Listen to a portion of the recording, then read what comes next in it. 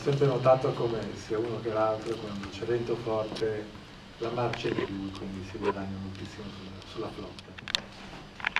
Il Genoa, abbiamo parlato della randa, del paterazzo, dell'albero, eccetera.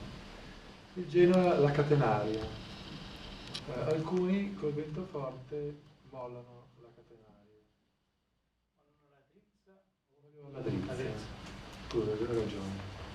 Paterazzo l'ho tirato, quindi è lo strano dritte, e la drizza viene mollata.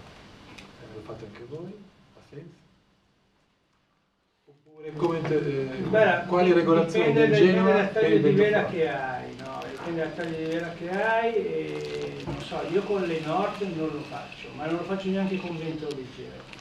Cioè le tengo sempre puntate o leggermente tirate a seconda delle condizioni. Con vento le tiro. No, però la catenaria sul metro non la tengo. Intendo dire Sì, festone. Cioè, ecco, sono i festoni.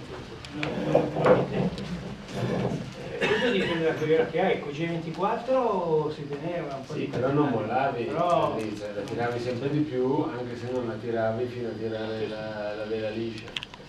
Il discorso lì è un discorso di forma della vela, nel senso che un fiocco nuovo ha normalmente di suo il grasso avanti, perché comunque una vela nuova è progettata con il grasso a una certa percentuale della corda della vela. Man mano che la vela diventa vecchia il grasso va indietro, no?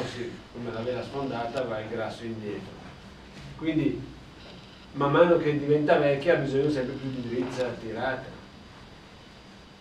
Sì, probabilmente quelli che teorizzano questa manovra, questa regolazione, è per svergolare, per aprire la ballone. Puoi ottenerlo andando indietro con Cioè a me veramente dà un po' di ansia questo. Sì.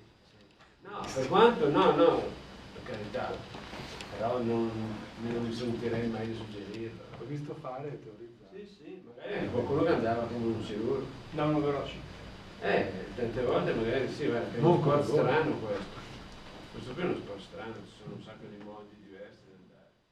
Però diciamo che comunque mollata la drizza, per lo firmo, la vela si ingrassa, cioè sì, si apre, però diventa anche più grassa, perché devo farlo?